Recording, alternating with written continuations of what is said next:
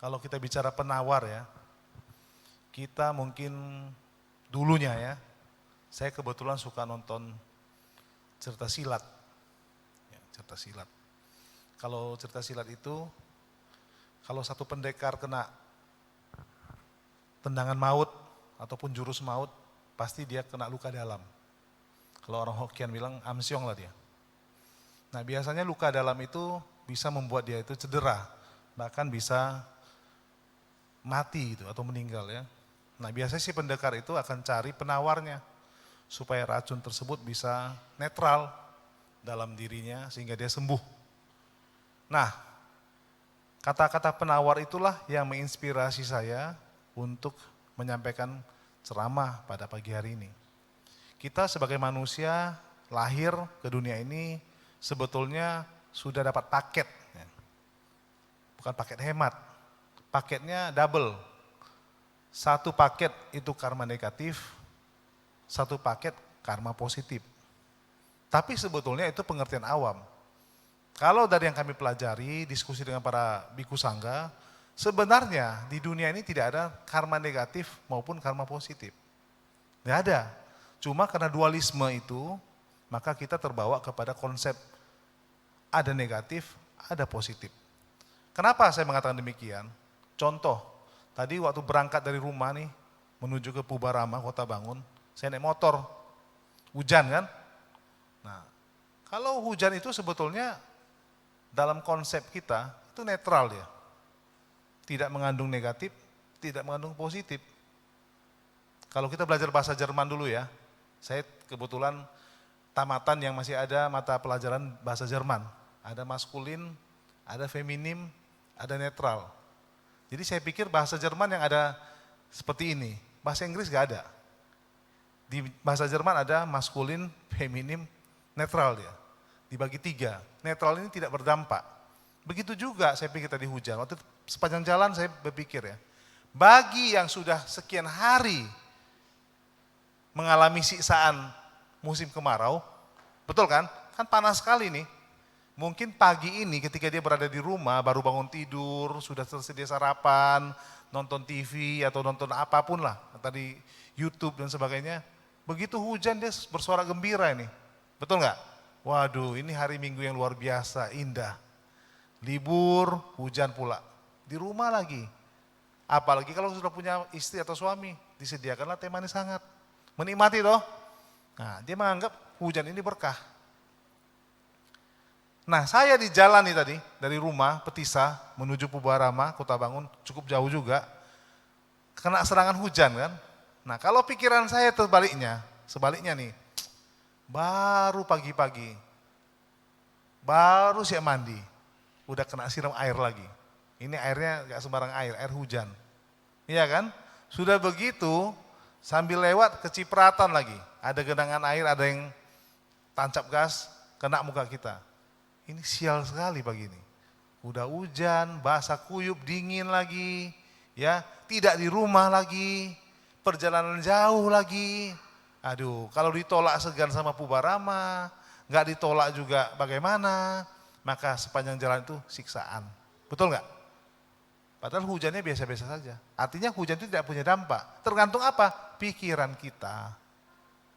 Ya, contoh lain lagi, kalau kita pacaran itu sebetulnya netral itu, suka. Lalu kemudian ada orang suka juga sama kita, berarti enak kan? Nah kalau sudah enak, itu sepertinya sudah bermihak dia, udah dualisme. Jadi kalau pacaran itu seperti berteman juga, tetapi muncullah, kalau kita mengatakan enak ya enak, kenapa? Sudah ada teman untuk curhat, sudah ada teman spesial yang memperhatikan kita. Nah ini mohon maaf ya, yang mulia ya, yang luhur ini. Jadi sudah ada yang memperhatikan kita, pulang ke rumah ada yang nanya kita, sudah makan belum? Sudah sampai belum? Tadi hujan-hujan dingin enggak? Nah itu kalau udah pasangan. Kalau enaknya, tapi gak enak muncul. Rasa melekatnya. Aduh, saya merasakan betul itu ketika pacaran dulu. Begitu diterima cinta saya, gak bisa tidur aku 2 hari 2 malam. Rasanya gayung bersambut dan betapa orang paling bahagia di dunia. Tapi kemudian hari ketiga ketika lihat teman kita ini kumpul sama yang lain, kita merasa gak rela. Kenapa seolah berbagi? Dia kok berteman sama yang lain juga, tidak sama saya saja. Muncullah namanya ego. Nah ego inilah yang merusak kita. Muncullah peraturan. Apa peraturan? Kamu tidak boleh ke dia, kamu hanya boleh ke saya. Lalu ketika dia patuh kepada kita, bukan selesai urusan, muncul lagi masalah. Dinaikkan lagi dosisnya nih, aturan-aturan makin banyak, akhirnya muncul pertengkaran dan sebagainya. Akhirnya yang tadi netral menjadi negatif. Jadi pacar itu seolah-olah negatif.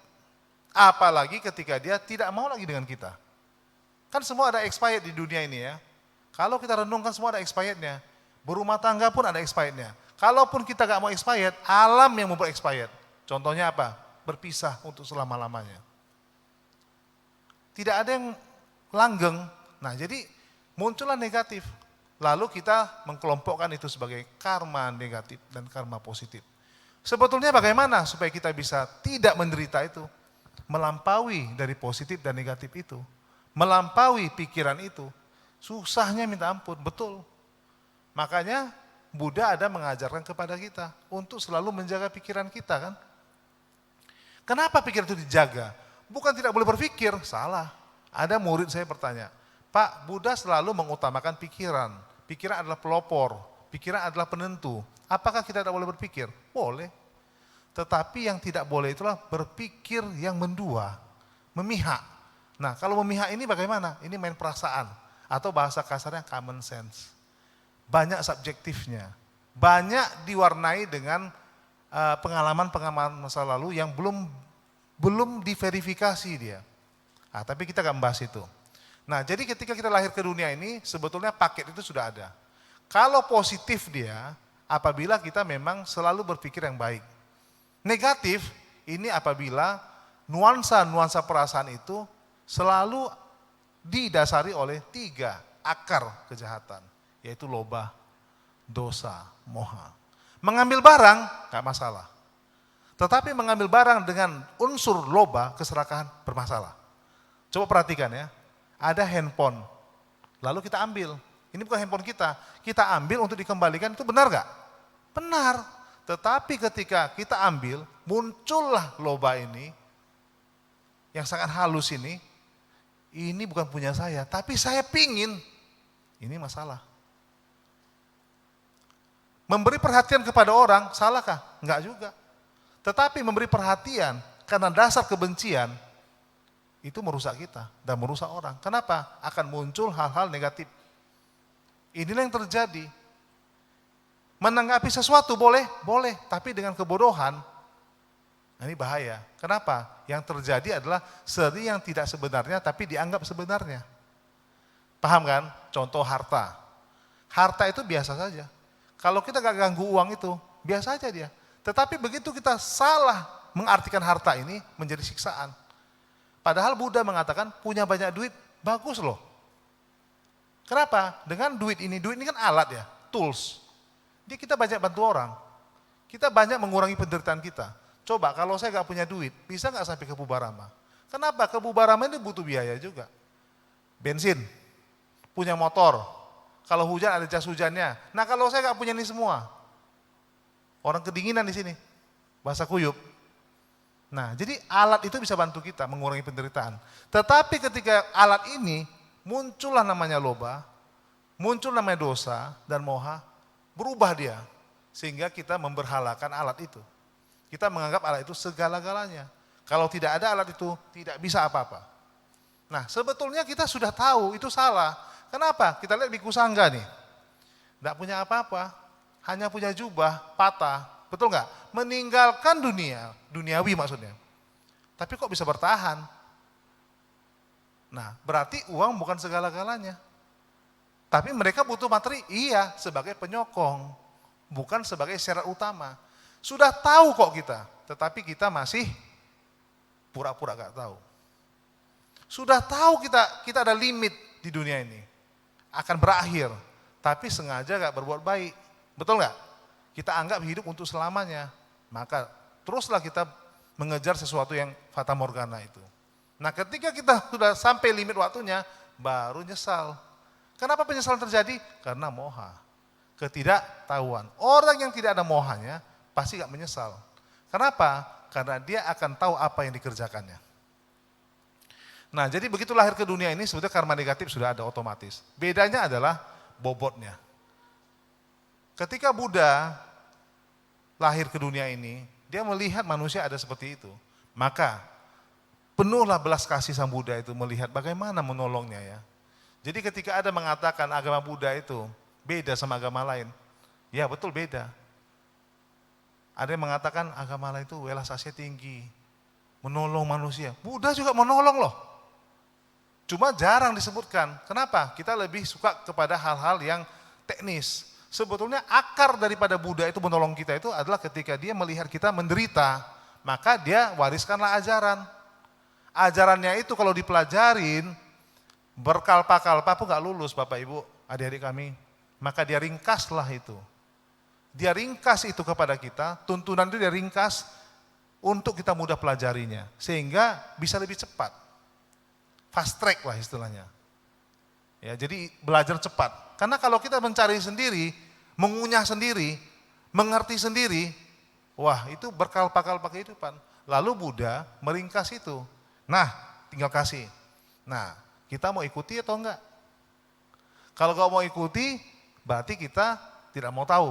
Atau mau cari sendiri nih. Nah kalau cari sendiri, hati-hati. Kalau gak ada guru, tidak ada pembimbing, bisa kemana-mana kita nanti. Alhasil apa? Lama sekali waktunya. Kalau tak mau tahu, lebih bagus lagi.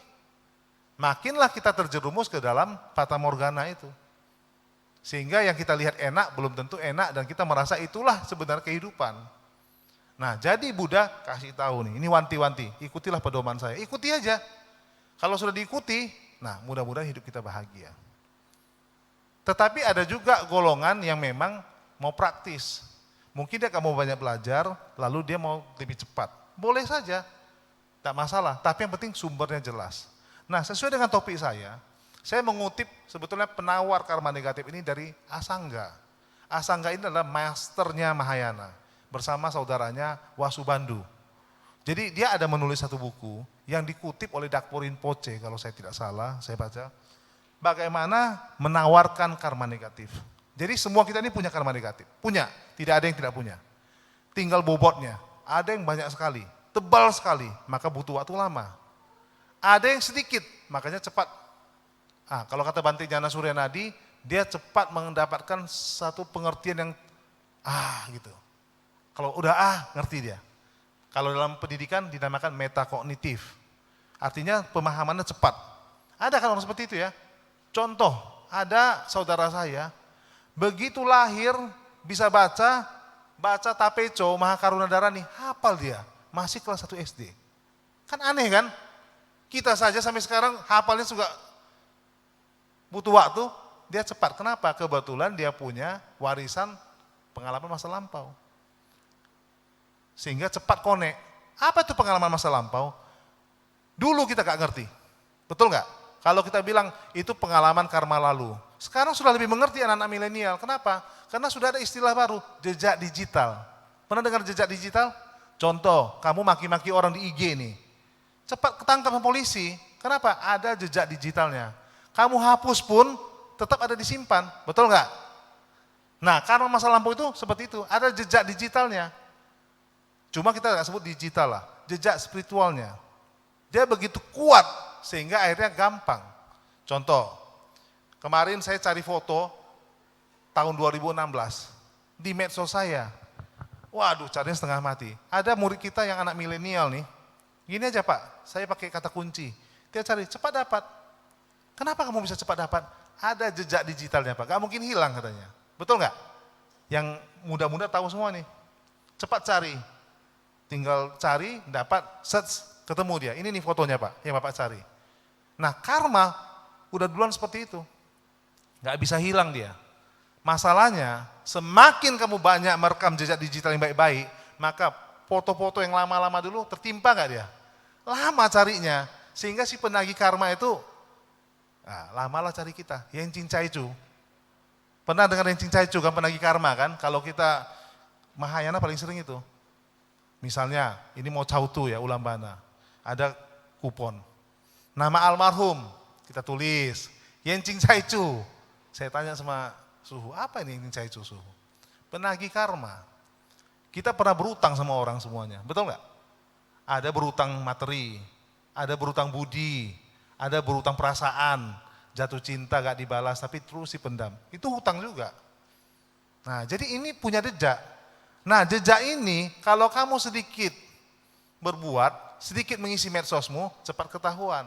Maka cepatlah terrealisasi karma negatif atau buruknya. Atau yang positif pun iya. Tapi kalau banyak kita buat, yang baik, yang jahat tertimpa. Sehingga untuk mencari lama sekali butuh waktu. Sampai sini paham? Tapi kalau kita buat yang jahat semua, cepat juga carinya. Acak aja semua negatif itu. Jadi kurang lebih begitulah perumpamaannya. Jadi Asangga mengatakan ada beberapa kiat bagi umat manusia yang ingin menghalau karma negatifnya ataupun menawarkan, bukan menghilangkan loh ya. Ada orang bertanya sama saya, Pak, saya takut mati nih Pak, bisa nggak dihalau? Kalau yang namanya sakit, mati, itu adalah salah satu paket daripada kehidupan. Jadi dihilangkan nggak bisa. Berbuat baik pun sejuta, membangun wihara pun bermiliar, yang namanya mati adalah satu keniscayaan. Makanya Buddha sudah ingatkan itu.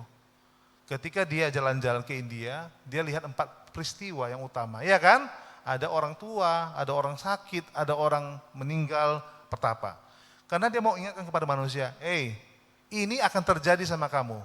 Tidak mungkin tidak. Tetapi yang kita bantu, yang Buddha bantu bukan menghilangkan matinya, tapi sensasi ketakutan menghadap matinya. Jadi Buddha tidak memberikan obat generik.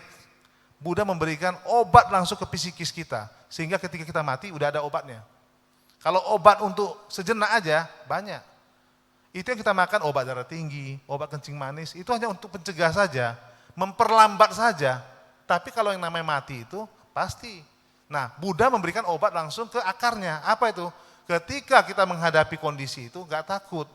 Ketika kita sakit gak takut. Itu obat yang sesungguhnya. Bukan gak takut mati ya, beda. Artinya berani menghadapi kematian dengan cara be brave and gentleman. Ini kata Komodoro Yosudarso ini. Ada jalan kan di Brian itu kan, Yosudarso. Ketika dia mau tenggelam dengan RI macan tutulnya, semua anak kapalnya itu ABK-nya di Laut Arafuru itu ketakutan. Komandan macam mana nih kapal kita mau tenggelam? Katanya hadapi semua dengan be brave and gentleman. Berani dan betul-betul berjiwa besar. Itulah maksudnya. Adakah orang takut mati? Banyak. Mungkin kita pun termasuk. Sekarang sih berkuak-kuak ya. Begitu Giam Loong datang, dikeluarkan nih, 1M mau nggak? Nah ini emas mau nggak? Nggak bisa dia. Asal sudah waktunya, limitnya datang, ya dihadapi. Maka kata Komodoro Yosudarso ketika mau tenggelam, macam mana nih komandan? Ini kapal udah mau tenggelam nih. Nampaknya kita mati semua, ABK-nya bilang. Ada 25 kalau nggak salah ABK-nya. Dia bilang, hadapi. Kalau kalian nggak berani hadapi, saya sendiri. Dia katakan pakai radio, kapal macan tutul sudah akan tenggelam secara be brave and gentleman, secara berani dan berjiwa besar. Begitu maksudnya. Nah jadi artinya dia siap mati. Nah Buddha memberikan obat itu. Jadi bukan berarti kalau karma negatif ini termasuk menghalau kematian, enggak. Bagaimana obatnya menghadapi itu? Nah Asangga mengatakan ada beberapa kiat menghadapi ataupun menawarkan karma negatif. Misalnya ada nih Bapak Ibu, yang sial terus ya. Yang tiap hari gak ada duit ya. Bagaimana caranya nih? Pertama sekali adalah Sang Buddha mengatakan perkuat pemahaman. Perkuat pemahaman. Dalam jalan utama berluas 8, yang nomor 1 adalah pandangan benar. Betul gak? The right view. Pandangan benar. Kalau sudah mandangnya benar, amanlah kita. Apa itu pandangan benar? Ya melihat pada tempatnya, melihat pada semestinya. Contoh, kalau kita gak ada duit, jangan ke dukun. Jangan melipat gandakan duit, seperti di dukun Banjarnegara sana itu. Akhirnya menghilangkan nyawa. Kalau gak ada duit, apa sebabnya ini? Pertama yang paling gampang adalah, kalau materi-materi masih gampang obatnya nih. Pertama, kalau gak ada duit, berarti boros. Paling gampang diduga boros. Atau ada pola keuangan yang gak sehat. Itu dulu dipelajarin. Nah mungkin ketahuan, ganti handphone, beli handphone juga. Ada handphone baru, ganti juga. Ini boros. Atau mungkin suka makan enak, tidak sederhana hidupnya. Ini dulu dibereskan. Kalau sudah dibereskan, coba tengok. Apakah masih masalah ekonomi? Masih juga. Nah, kerjanya apa? Oh iya Pak, saya kerja 6 hari, kerjanya cuma 2 hari. Berarti pola kerja. Oke, kalau sudah diselidiki ini masalahnya apalagi? Kesehatan. Sudah kerja Pak 24 jam sehari, 24 hours every time, tapi kerja terus, gak pernah istirahat. Penyakit datang, uangnya habis beli obat. Ini banyak. Jadi patah sang Buddha atau asangka, perbaiki pemahaman dulu. Apa? Bagaimana cara kita memperbaiki pemahaman? Pentingnya kalyana mitra. Maka perlulah biku-biku sangga. Perlu konsultasi kepada biku sangga. Makanya kenapa Buddha mengajarkan kita untuk dekat dengan orang-orang baik? Supaya itu, karena orang baik pasti nasihatnya baik. Betul nggak adik-adik? Orang jahat nasihatnya ya kurang bermutu. Coba kalau kita berkawan dengan perampok. Aduh, ini uang nggak ada nih. Mau lebaran pula, mau Imlek pula. Apa usulnya? Ya merampok lah. Jambret lah. Nggak pernah dia bilang, ayo kita berdana lah. Atau coba kita bagaimana supaya kita memperbaiki karma kehidupan kita. Nggak pernah.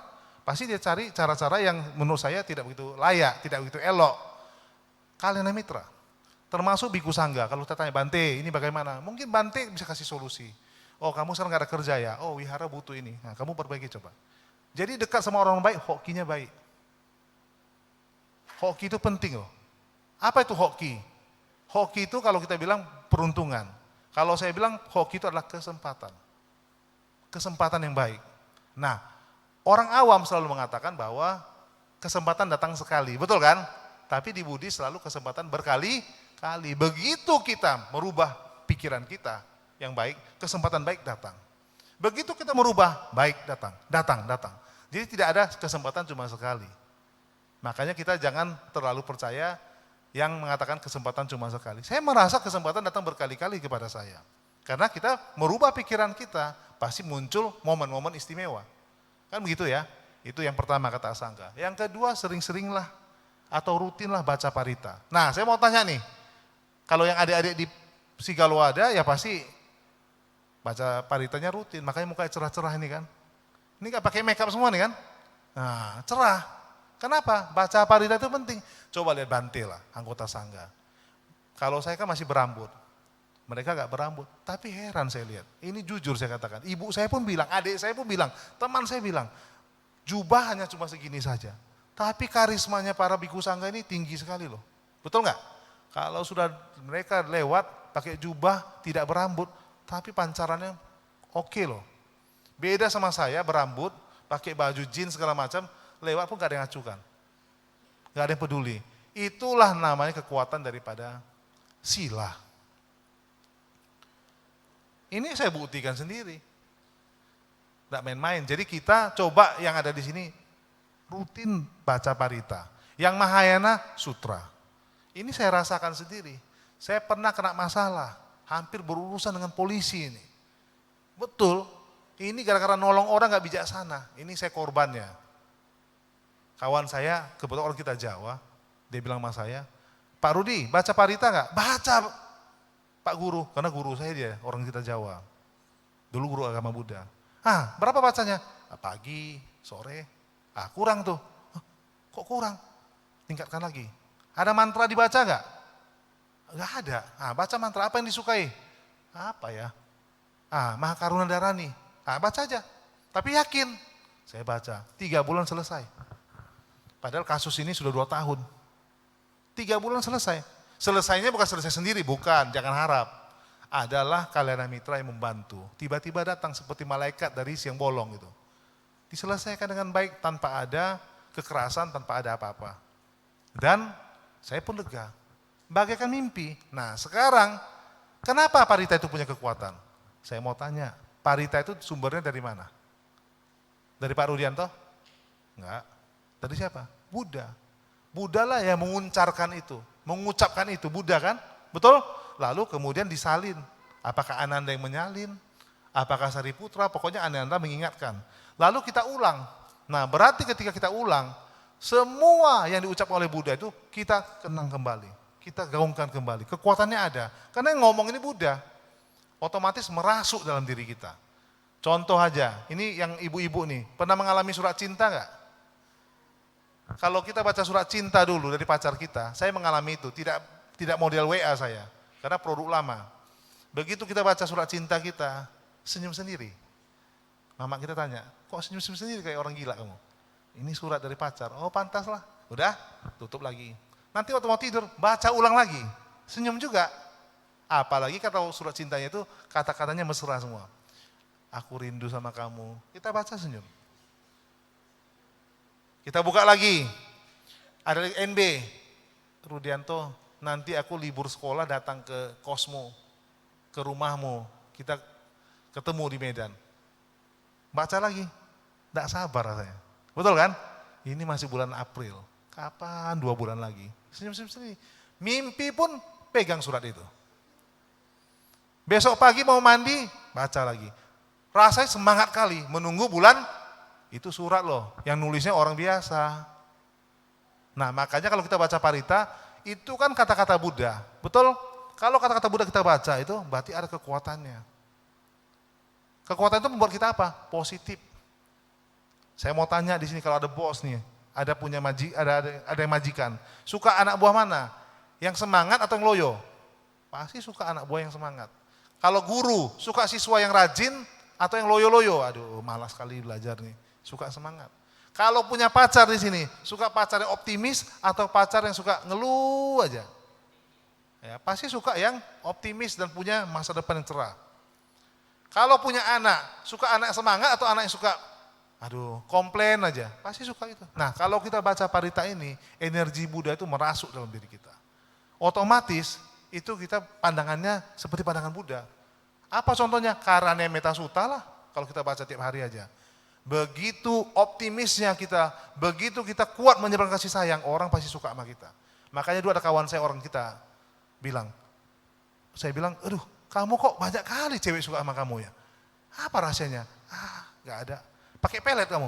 Aduh pelet ketinggalan lah. Kok bisa banyak teman kamu, senang semua sama kamu, kenapa? Aku ada jimat. Apa jimatnya? Karania Metta Sutta. Asal aku baca itu rasanya aku lihat orang semua adalah saudaraku, ibuku. Jadi aku selalu ramah, baik, tidak pernah ada niat jahat, memanfaatkan segala macam. Orang sayang sama aku. Nah sampai sekarang sukses dia. Kenapa? Kang taunya banyak. Asal ada apa, orang ajak dia. Dan jujur pasti, kenapa? Tiap pagi juga baca Pancasila Buddhis kan? Panatipata, Adinadana, Kamesumisacara, dan sebagainya. Dia baca. Jadi sila itu melindungi dia. Jadi itu yang hebatnya daripada Parita itu. Nah otomatis kalau kita baca itu juga, pemahaman kita seperti Buddha. Lama-lama kita akan seperti Buddha. Sehingga otomatis berkahnya juga berkah Buddha. Percaya atau tidak, ehipasiko, laksanakan saja. Kalau gak bisa Parita, sutra. Liam Keng, tahu kan?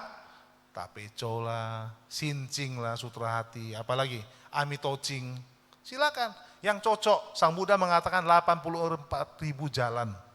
84.000 jalan kau pilih, sesuai dengan siapa dirimu. Ada yang gak suka baca Parita. Yang penting kalau gak suka, jangan dibilang-bilang. Ada orang gak cocok, dibilang gak suka. Sebetulnya kalau menurut saya lebih bagus gak cocok. Kenapa? Karena ada manusia suka matematika. Ada orang suka fisika. Begitu juga kita, ada gak cocok Parita, ada cocoknya ke sutra. Tapi jangan hasut orang loh ya. Nah ini bahaya. Ini paling bahaya. Ketika orang mau baca Parita, aku mau ke Pubarama loh. Ngapain kamu ke sana? Aduh, buang waktu aja. Menghalau orang berbuat baik, celaka kita. Makanya ketika kita ada mendengar bangun wihara misalnya, si Galawada mau dibangun.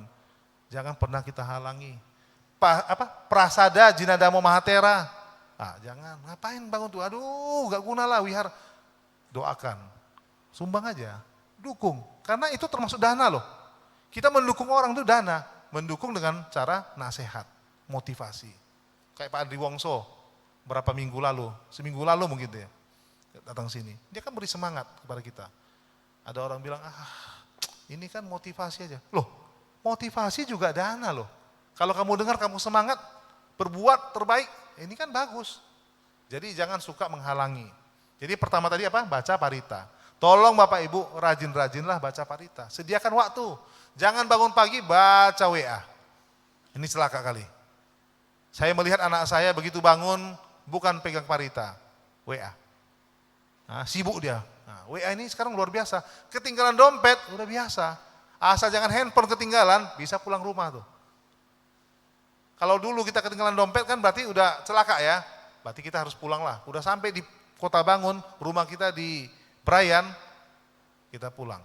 Kalau dompet. Sekarang enggak, dompet ketinggalan enggak apa-apa. Handphone ketinggalan, baru sibuk. Nah, wifi enggak ada, sibuk. Orang tua enggak ada di rumah enggak apa-apa. Nah, wifi di rumah enggak ada, gawat nih, langsung dilaporkan. Ma, ini macam mana wifi kita nih? Ada masalah nih, masalah besar di rumah. Apa masalah besar? Wifi mati. Masalah besar. Tapi orang tua gak nampak, dibiarin aja. Nasi gak ada di rumah, gak apa-apa. Adik belum makan, gak apa-apa. Wifi padam, masalah besar. Satu kampung pun bisa tahu. Bisa masuk itu ke koran. Tadi malam ada gangguan ini, ya kan? Betul gak? Lalu yang kedua tadi baca sutra. Jadi baca sutra ini menghalau karma negatif. Saya lagi-lagi menceritakan hal yang berulang kali di sini. Ya, saya baca parita itu ada hasilnya. Terutama parita-parita yang punya kekuatan. Ratana Sutta itu bagus. Dulu ada kawan saya dari Lombok cerita. Satu hari hujan di tempat mereka sampai kayak mau banjir gitu. Mereka khawatir. Nah, ini kawan saya ini adalah guru saya juga, sekarang udah lepas jubah. Dulu biku sangga. Dia bilang sama Rudianto, ini hujan. Dia ingat, oh ya dulu Buddha juga pernah ada mengalami hal sama. Ketika ada di salah satu kota, hujan terus, banyak wabah penyakit, dia bacakan Ratana Sutta. Dibacalah itu. Betul loh, simsalabim abrakadabra, berhenti hujannya. Tapi ingat, baca parita ini bukan asal baca. Cobalah dengan sepenuh hati. Punya keyakinan, punya sadar. Bayangkan ya, kalau kita lihat, kita naik pesawat. Pernah naik pesawat semua kan? Nah, naik pesawat pernah ya? Kalau belum dibayangkan aja. Atau naik bus aja. Kita naik bus, katakanlah dari sini ke Prastagi. Kadang-kadang kita gak kenal loh supirnya, betul gak? Kenal gak supirnya? Atau kenal? Atau naik pesawat, pernah gak waktu naik pesawat, ini pilotnya siapa ya? Oh pilotnya Ignatius Dewanto misalnya. Nah, saya mau kenalan dulu, betul gak dia nih? Tapi kita percaya sama dia. Artinya ketika dia naikkan pesawat itu, kita percayakan nasib kita sama dia. Betul nggak? Tidak ada keraguan sedikit pun. Nah Buddha sudah begitu hebatnya, kadang-kadang kita bisa ragu juga loh sama dia. Kita lebih percaya sama bus. Bus supirnya kita gak kenal. Kita naik ke bus, begitu percaya kita. Ketawa-ketawa di bus, nyanyi, kita tanya, kamu happy ya? Happy lah, gak khawatir lah. Gak pernah kita bilang, iya ya khawatir juga, ini supirnya siapa ya? Aduh ini kita kenal gak ya? Ini jago nggak dia bawa mobil ya? Nggak tahu, pokoknya kita percaya aja. Nah Buddha, track recordnya sudah jelas. Kemampuannya jangan ditanya lagi. Kita tidak pernah percaya juga. Sudah Buddha bilang, banyak berdana, pasti kaya. Nggak percaya juga. Masih pelit juga. Menjalankan sila, pasti aman. Pasti nyaman. Nggak percaya juga, dilanggar juga. Nah, padahal Buddha sudah jelas itu. Siapa dia, kemampuannya, bagaimana beliau itu sudah jelas. Nah, pilot yang kita gak kenal, kita percaya aja sama dia. Betul gak? Nah, itu bandingannya. Jadi harus yakin kepada Buddha. Yakin sekali. Tidak boleh hanya yakin kepada istri atau suami. Yang ketiga, bagaimana menghalau karma negatif adalah kalau ada kesempatan, banyak memperbanyak misalnya ornamen-ornamen Buddhis. Patung Buddha, boleh, rupang. Wihara, sangat boleh. Kenapa?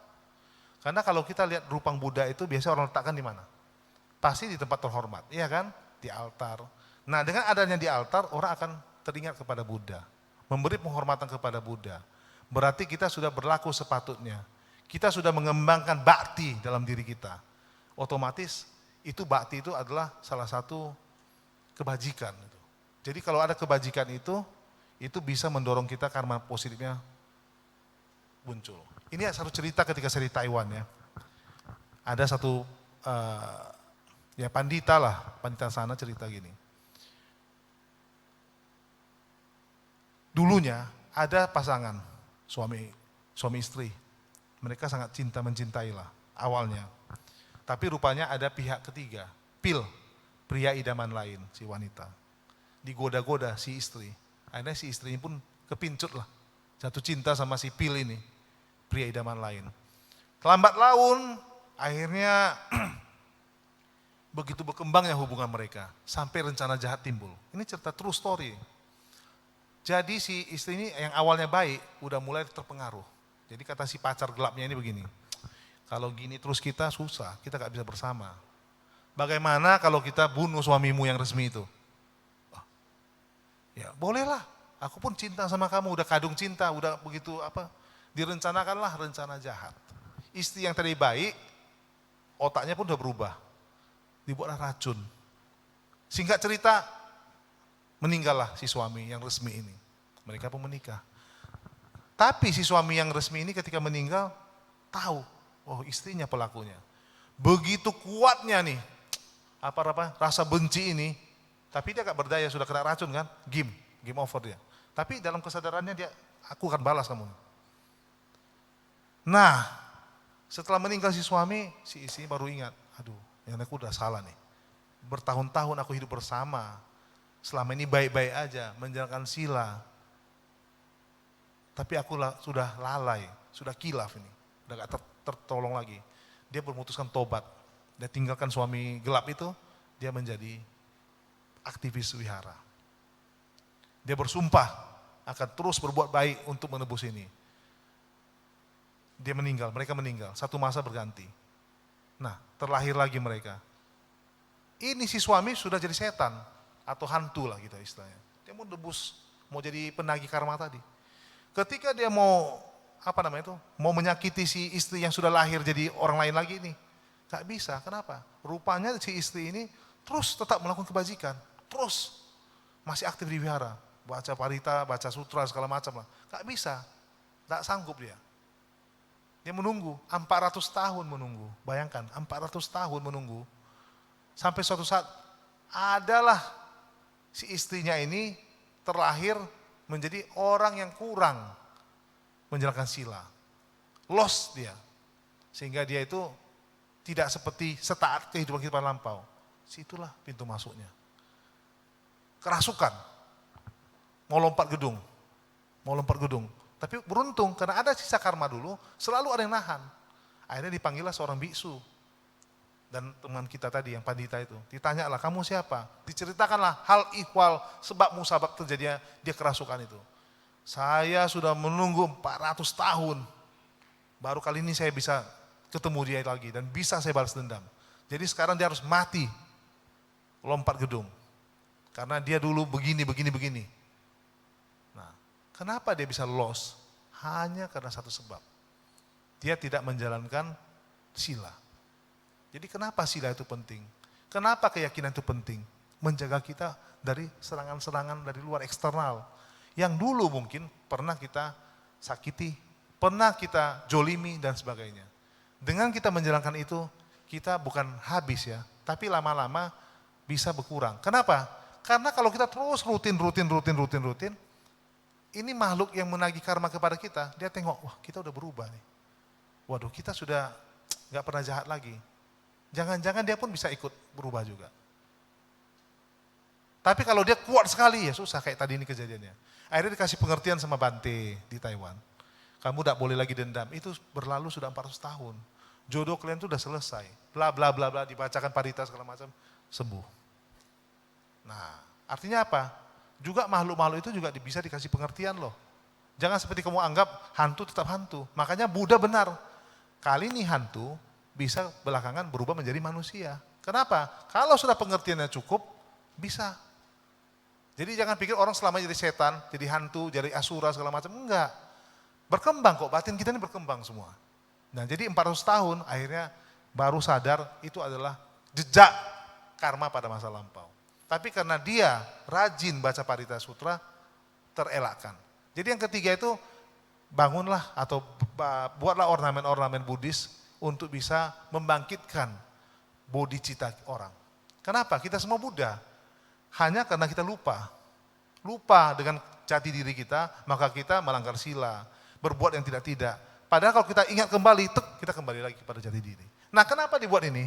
Kenapa dibuat ada patung-patung Buddha? Untuk mengonekkan kembali. Betul kan? Contoh di rumah kita kalau ada altar, berani nggak kita macam-macam? Maaf kata nih, di ruang tamu ada altar, berani nggak kamu buang angin?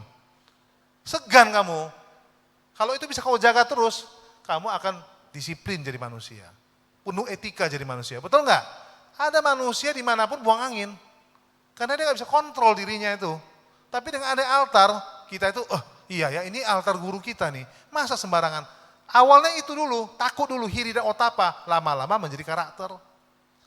Maka the end of education is karakter. Kata tokoh pendidikan kan, akhir daripada pendidikan itu adalah karakter. Tidak buang angin sembarangan, tidak buang sampah sembarangan, tidak memaki-maki orang dan sebagainya. Itu sebetulnya. Nah Buddha mengajarkan komplit. Yang keempat, Sang Buddha mengatakan adalah, sebelum itu wihara. Kita perlu bangun wihara. Kenapa? Coba lihat, kalau gak ada wihara bisa gak kita di sini? Gak bisa loh. Bisa gak saya ceramah? Gak bisa loh. Bisa gak orang berbuat baik? Tadi saya lihat di bawah ada bagi-bagi sembako. Gak bisa. Ada orang mau bagi sembako di rumah saya? Gak ada itu. Betul kan? Kita bagi sembako di rumah Pak Rudianto. Pusatnya. Kan lucu. Kita bagi sembako di wihara. Cocok. Betul gak? Jadi wihara itu adalah tempat wadah untuk berbuat baik. Mau berdana di wihara cocok. Function, wihara menyelenggarakan cocok. Tapi kalau function selenggarakan saya di rumah, orang pikir ini function lele, jangan-jangan masuk ke kuali dia. Ini Pak Rudianto pura-pura aja nih function, tapi kuliah semalam makan pecel lele dia. Jangan-jangan function kita digoreng sama dia. Pikiran orang macam-macam, begitu kan? Nah jadi wihara itu tempatnya cocok. Makanya kalau orang bangun wihara, itu sebenarnya bagus sekali, dukung. Kalau gak dukung, diam-diam aja. Jangan kau sebarkan pikiran-pikiran jahat kamu, sehingga orang tidak mau mendukung wihara. Anda begitu. Dia gak setuju wihara, dia ajak. Kamu jangan. Itu dosa besar tuh. Justru kita bilang bangun. Nah, saya gak setuju wihara Pak, maunya bangun sekolah. Ya. Himpunlah teman-temanmu untuk bikin sekolah di samping wihara. Agar bergabung dengan wiharanya. Itu lebih bagus daripada kritik sana, kritik sini. Kan gitu ya. Saya senang kayak di Pubarama ini ada tadi nyanyi. Coba anak Buddhis kalau gak bisa nyanyi bagaimana? Apakah baca berita terus? Padahal anak muda ini kan banyak bakatnya nih. Ada main gitar, ada main musik lah, ada bisa main karate lah, wushu. Nah kalau semua baca berita ya malas. Jadi yang suka karate, yang suka bela diri ada tempatnya. Yang suka nyanyi ada tempatnya. Yang suka misalnya baca berita ada tempatnya. Semua harus gitu. Karena wihara ini kan dunia kecil ini. The small world. Semua ada di sini. Seperti Buddha. Yang terakhir adalah Asangga mengatakan untuk menetralkan atau menawarkan karma negatif, buatlah kebaikan yang banyak memberi manfaat kepada orang banyak. Wihara tadi salah satu, tapi kebaikan yang langsung itu apa? Rumah sakit, apalagi jembatan, apalagi macam-macam. Sekolah, waduh Pak, kalau gitu saya bagaimana Pak? 55 ini gak bisa saya. Udahlah, kalau gak bisa, jangan berbuat jahat. Kan Buddha begitu ya, kalau gak bisa kamu berdana, kamu gak bisa baca parita, kamu gak bisa meditasi, udah gak apa-apa juga. Buddha mengatakan ada pilihan lagi, apa tuh? Jangan berbuat jahat, diam-diam aja lah kamu. Jadi anak baik aja. Kayak di kelas, kan saya guru nih. Ayo anak-anak belajar, malas lah Pak, aduh. Ayo udah, boleh main gitar di kelas. Aduh Pak, gak bisa main gitar Pak. Udah, olahraga. Aduh Pak, olahraga badan pun gak kuat Pak. Udah, kau diam-diam aja di kelas itu.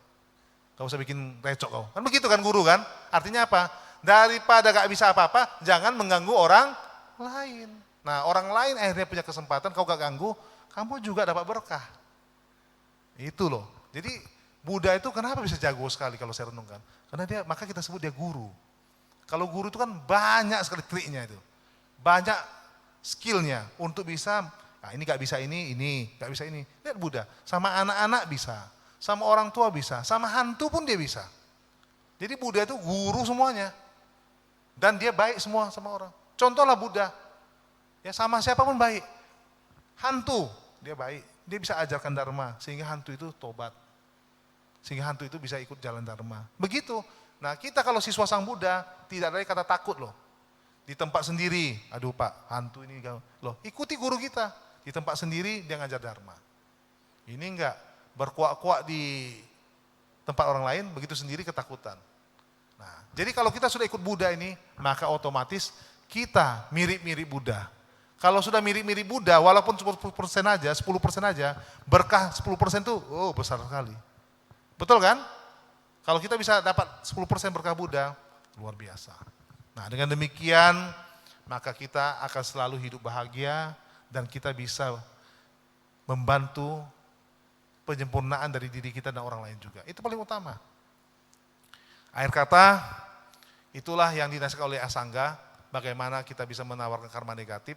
Jadi di dunia ini tidak ada tidak mungkin. Sepanjang masih ada nafas, pasti mungkin. Betul kan? Nah yang paling penting adalah kita mau berbuat. Jangan cuma duduk santai dan tidak mengerjakan apa-apa. Karena waktu terus berlalu, tadi saya sudah mengatakan ada limit waktu kita. Maka kerjakan apa bisa dikerjakan.